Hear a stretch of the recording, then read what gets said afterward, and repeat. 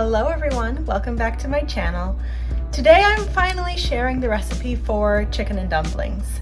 That is the chicken and dumplings that I've gotten so many requests for after I posted the video. I think it was called Wintering in NYC, which was back in January. So that's 3 months ago. I'm sorry, it has taken me a while to get around to it. I finally did, and it's so good. I think you're really going to love it. It's April now, it's springtime. Perhaps people aren't making comfort food as much, as in like soups and stews, because chicken and dumplings, I think it's a stew. But it's still been pretty cold. We've had some days in the 40s. Even a 50-degree day to me is like, you know, I want something warm and like a soup, you know? So anyway, it's here for you. I hope you enjoy it. It's a recipe you really could use all year through. Let's get to it.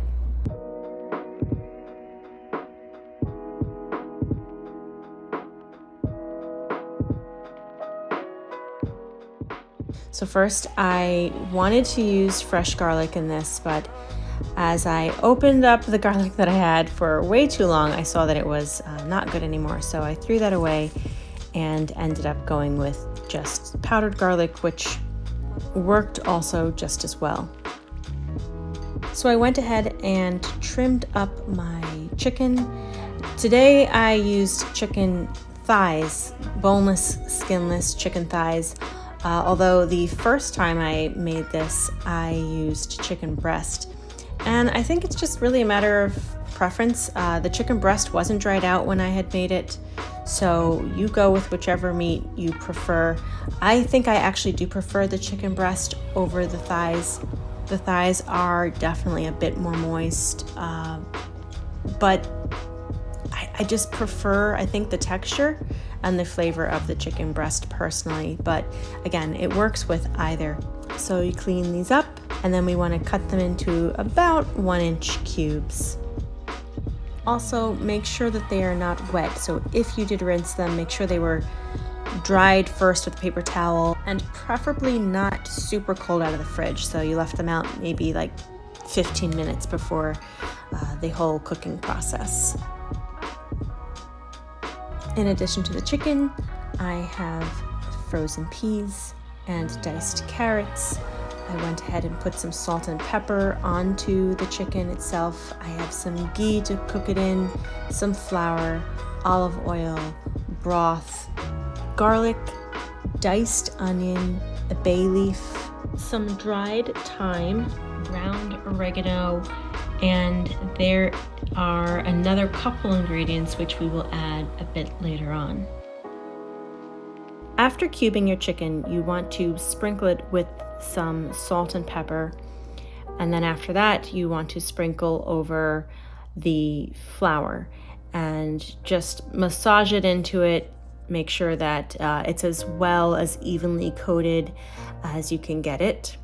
The flour is going to add a nice skin to the chicken during its first part of cooking, but it will also help to thicken the actual broth later on in the recipe.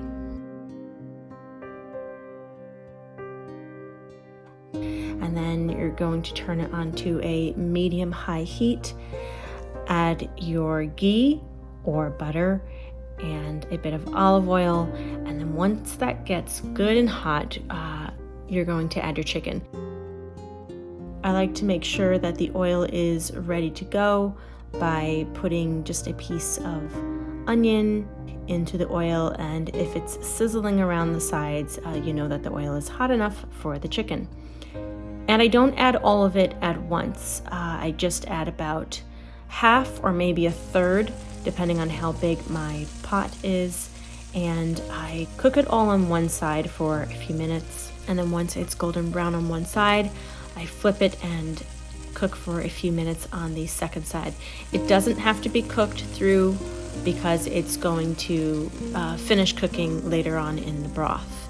So after your batches of chicken have finished cooking, keep the heat on and add your onions directly into it, as well as your carrots. I add these both right away, and then I let them cook down for a few minutes, let the onions become translucent, the carrots start to soften. At this point, I will add in my dried herbs, give that a toss round, add a little bit of extra pepper. I don't add extra salt at this point. I know a lot of people like to salt every layer. I personally do not, because I think the things become too salty that way. And the broth that I'm using is salty as well. So I salted the chicken, the broth is salty.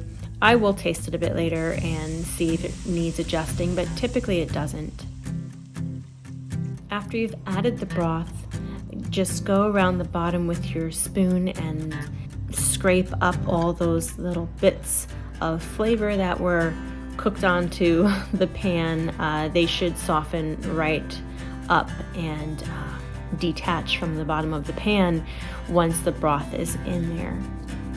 Then you want to add a bay leaf, and typically at this point I would add my heavy cream.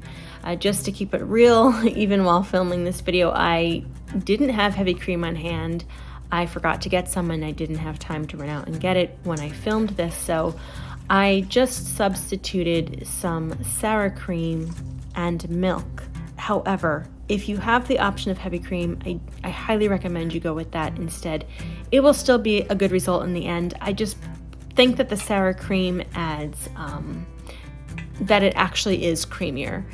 After your chicken is added, you can go ahead and toss in the last ingredient, which are the frozen peas. You're going to put the lid on it, turn it to a medium low. You just want it simmering at this point. While that's simmering away, we'll make our dumplings. The dumplings are so simple. It's kind of like drop biscuit dough. We have some flour and cheese and milk and a pinch of salt and pepper and garlic and butter. Simply add the baking powder, salt, pepper, and granulated garlic into the flour. Give it a good whisk through to combine it all. After that, I like to add in the shredded cheddar cheese. Make sure that's nicely coated with the flour. And then add your wet ingredients. I switch to either a spatula or a wooden spoon, and I add the melted butter and the milk. Stir, stir, stir. It will be quite a wet dough, and that's exactly what you want because it's supposed to be dolloped into the broth, and so you don't want it too dry. After 15 minutes, I recommend you take 2 spoons because it just makes it a little bit easier. Give the chicken a quick stir, and then go ahead and dollop your biscuit mixture directly into your pot. I usually get about 8 biscuits in this recipe, so if yours are a little bit bigger or a little bit smaller, it's really, you don't need to measure them out. It's going to cook for another 15 to 20 minutes, so they will fully cook through. No need to be concerned about that. And it's really just that simple. 15 minutes later, you have the most delicious smelling kitchen, the fluffiest, airiest dumplings, and the most tender and full of flavor, delicious chicken.